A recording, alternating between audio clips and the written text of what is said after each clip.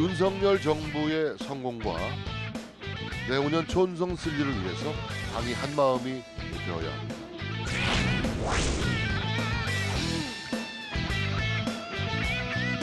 축구 한참 하다가 그냥 골대 옮기고 이런 게 정말 대통령께서 말씀하시는 법과 원칙, 공정과 상식 아니지 않습니까? 국회의원 선거 때도 보통 2~3개월 전에 다 선거법 고치거든요. 많은 우리 당원들이 표출하고 있는 의사가 있으면 그걸 당 지도가 또 수용하는 것이고.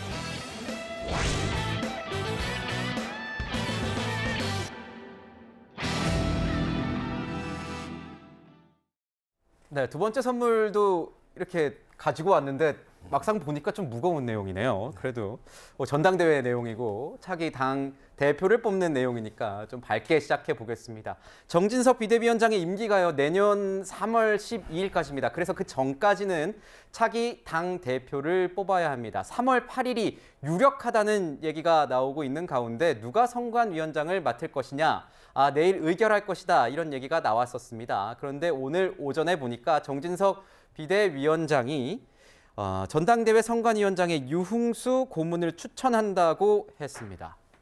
유흥수 고문, 제가 보기에는 전 일본 주일 대사였죠. 정진석 대표, 일본어는 잘 못하지만 친일이 아니라 뭐라 그러죠? 친한, 일본과 친한 지일파로 알려져 있죠. 어떻습니까? 이런 인연들이 좀 작용했을까요? 부정 차장님. 예.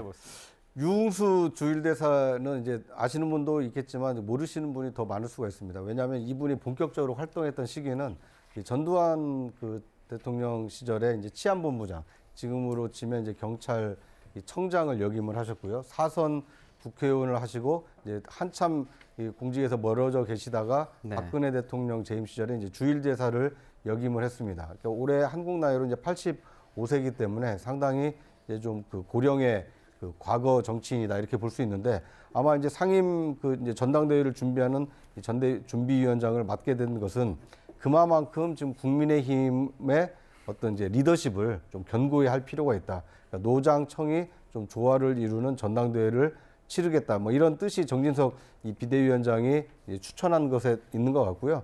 아마 이제 유흥수 위원장의 역할이 그렇게 클 것 같지는 않습니다. 왜냐하면 비대위원들이 이미 이 경선 룰을 지금 정했기 때문에 당원 투표 100%로 이 차기 당대표를 선출하기로 의결을 한 상태이기 때문에 이제 관리만 잘하면 되는 거거든요.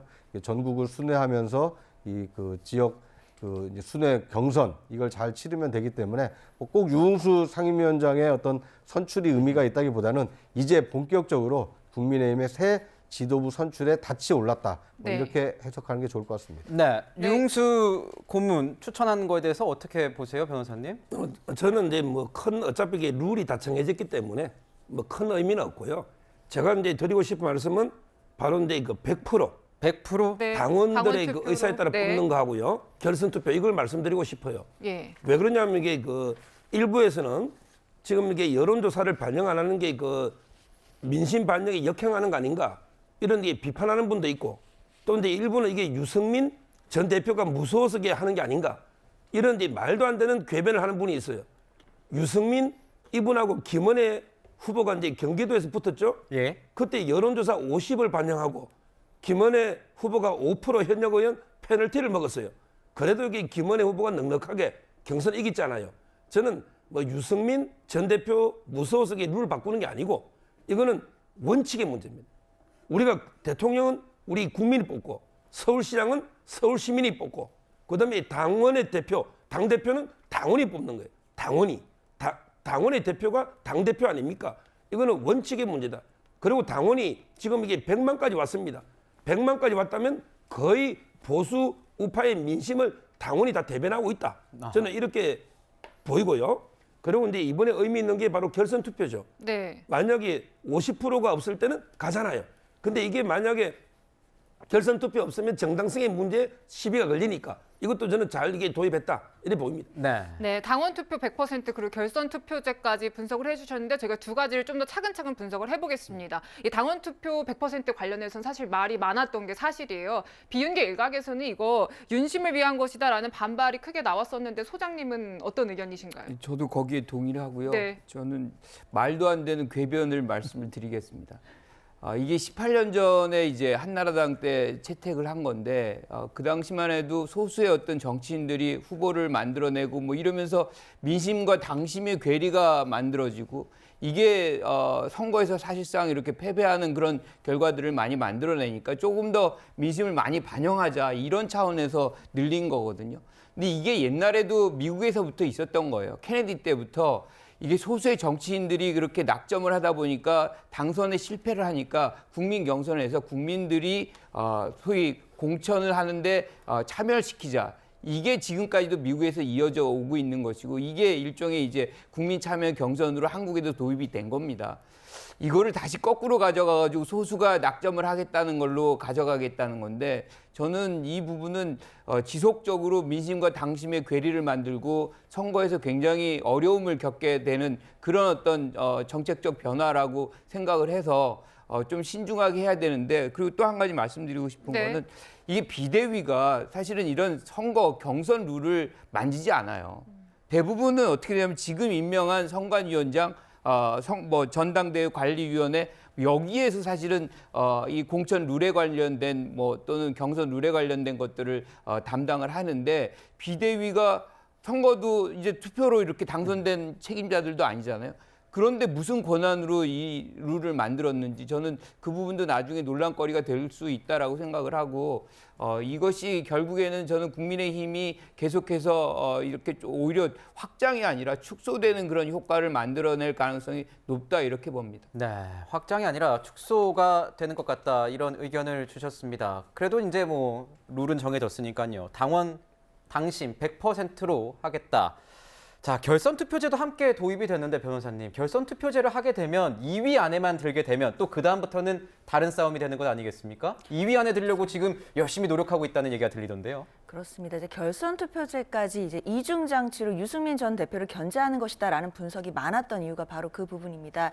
이게 당신 100%로 해야 이제 유승민 대표를 견제할 수 있는 것이고, 그다음에 한 가지 더 안전 장치를 놓은 것인데요. 결선 투표제를 해야 어떻게 보면 이제 친윤계 후보들이 여러 명이 이제 결선에 이제 가게 됐을 때 사실상 친윤 단일화가 되는 효과를 볼 수가 있습니다. 결선 투표에 만약에 유승민 전 대표가 올라가고 나머지 이제 친윤 후보들이 올라왔을 때 당심 주자, 당심의 어떤 표의 흐름이 유승민 전 대표보다는 친윤계 의원으로 흐를 것이다라는 계산이 있는 것 아니냐라는 것이 많은 분석인데요. 네. 그만큼 사실 결선 투표제를 도입한 것 자체를 놓고서는 뭐라고 하기는 어렵겠지만 일단 이게 애초에 근거가 당원 100%로 어떻게 보면 과거로 회귀하는 그런 룰이 나왔기 때문에 이것과 결선 투표제까지 맞물려서 결국에는 윤심이 향하는 친윤계 후보를 당 대표로 선출해야 된다라는 어떤 흐름으로 결국에 보이기는 합니다. 근데 이 부분이 과연 당심과 민심의 괴리를 낳게 돼서 국민으로부터 특히 이제 중도층으로부터 국민의힘의 어떤 지지 세력이 떠나게 될 가능성이 분명히 있거든요. 그래서 그런 부분들을 과연 국민의힘이 어떻게 대비할 것인지 그런 부분을 좀 잘 살펴봐야겠습니다. 네. 네, 이 룰 관련해서 하나만 더 여쭤볼게요, 차장님. 네. 지금 이제 역선택 방지 의무 조항도 담겼는데 이건 어떤 영향이 있겠습니까? 네. 그러니까 이제 역선택이라는 것은 민주당 지지층이 국민의힘 경선에 참여해서 엉뚱한 후보를 지지하게 돼서 이제 결과를 네. 바꿀 수 있다. 이걸 막는 건데요. 그 막는 방법은 간단합니다. 지지 정당을 일단 먼저 묻습니다. 그래서 지지 정당이 국민의힘을 지지하는 사람이 아닌 경우에는 일단 그 모집단에서 배척을 하면 역선택 방지 효과가 나타나는 것이고요. 이런 역선택 방지 조항은 지금까지 나타난 어떤 여론조사 결과만 놓고 보면 유승민 의원이 앞서는 조사 결과에서는 이제 그 민주당이라든지 아니면 이 중도층의 지지가 상당히 많았기 때문에 역선택 방지 조항을 적용을 하게 되면 유승민 의원에게는 전 대표에게는 좀 불리하게 작용하지 않겠는가 이런 관측이 나오고 있는 것이고요.